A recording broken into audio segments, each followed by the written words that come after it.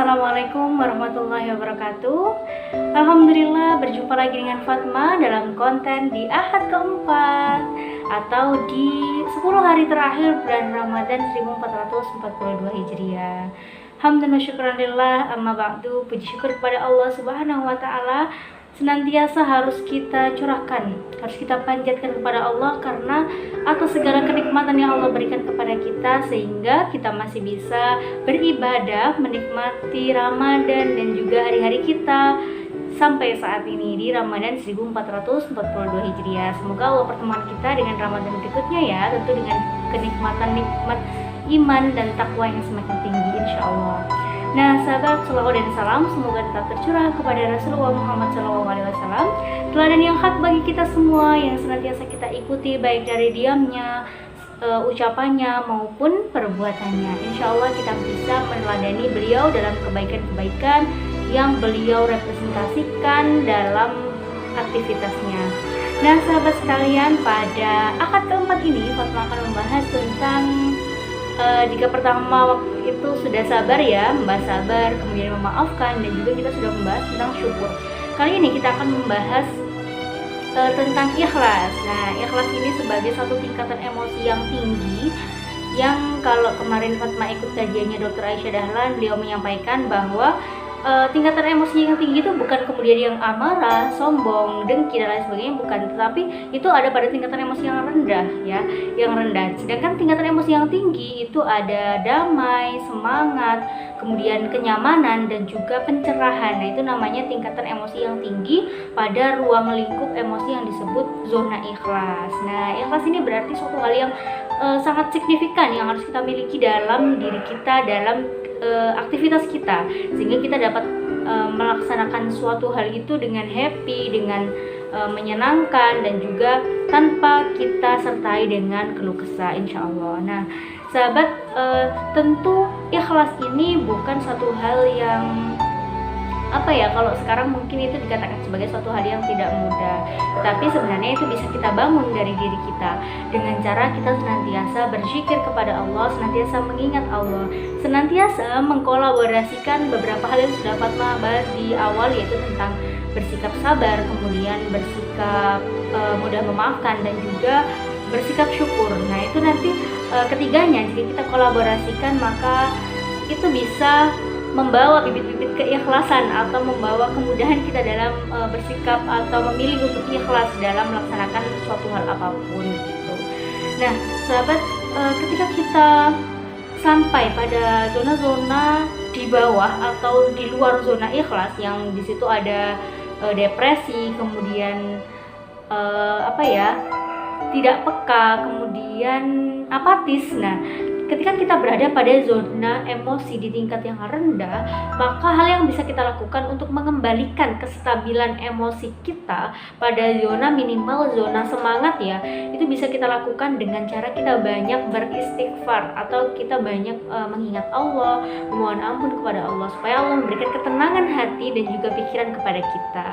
Nah tentu ya, apa yang kita bahas adalah terkait dengan self love. Nah ikhlas ini juga termasuk salah satu mencintai diri kita, menghindarkan diri kita pada pikiran-pikiran negatif atau menghindarkan diri kita pada perasaan-perasaan yang sebenarnya itu nggak perlu, dan ketika itu ada, itu malah akan dapat menjadi bumerang bagi diri kita, mengurangi produktivitas atau menurunkan tingkat semangat kita. Nah Rasulullah SAW bersabda, barang siapa yang senantiasa beristighfar, maka Allah akan memudahkan atau Allah akan memberikan solusi atas permasalahannya. Allah akan memberikan pertolongan atas kesulitannya. Dan sesungguhnya rezeki Allah itu datangnya dari arah yang tidak terduga-duga. Hadis riwayat Ibnu Majah.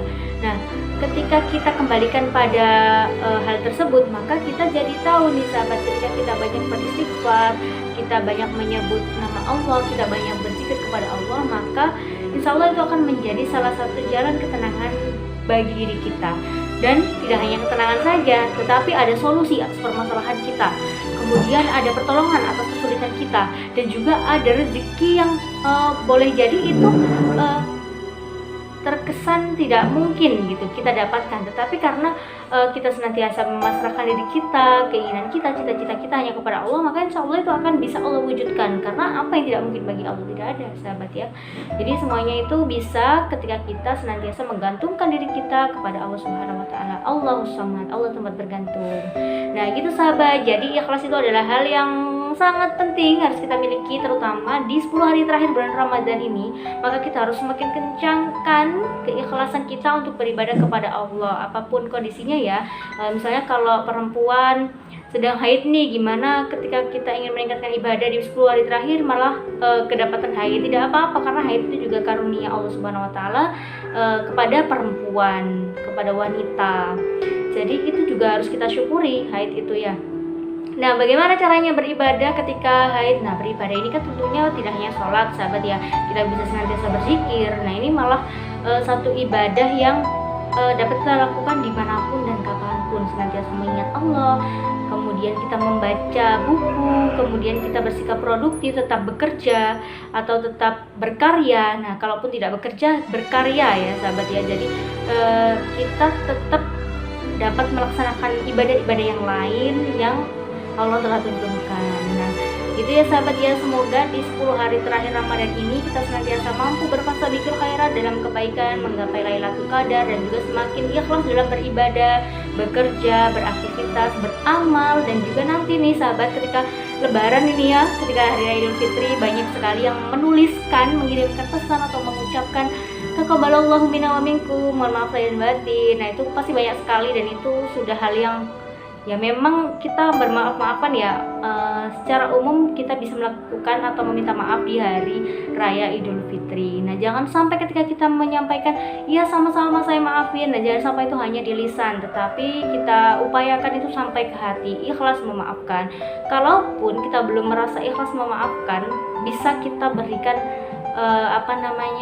feedback dari ketika kita memaafkan. Iya, nggak apa-apa, saya maafin kesalahannya. Oh iya, kemarin yang ini nih yang sebenarnya kurang pas, boleh deh diperbaiki. Nah, mungkin ini juga hal yang tidak mudah untuk dilakukan ya kalau dalam ruang lingkup sosial yang saat ini, karena malah menimbulkan sakit hati dan sebagainya kalau kita tidak berhati-hati dalam menyampaikannya. Tapi coba nanti challenge ya, kita coba itu ketika hari raya kita memberikan maaf dan memberikan feedback yang baik. Nah, insyaallah. Nah, sahabat sekalian, terima kasih sudah menonton video ini dan juga video-video Fatma sebelumnya, di akad-akad sebelumnya. Semoga ini menjadi manfaat dan juga bisa menjadi ladang kita untuk senantiasa bersemangat dalam beribadah, berproduktif, dan juga bermanfaat bagi orang lain. Fatma Jadi Islamia dan keluarga menyampaikan taqabbalallahu minna wa minkum, mohon maaf lahir dan batin. Semoga Allah memberikan kebaikan dan kebahagiaan kepada kita semua. Fatma tutup. Assalamualaikum warahmatullahi wabarakatuh.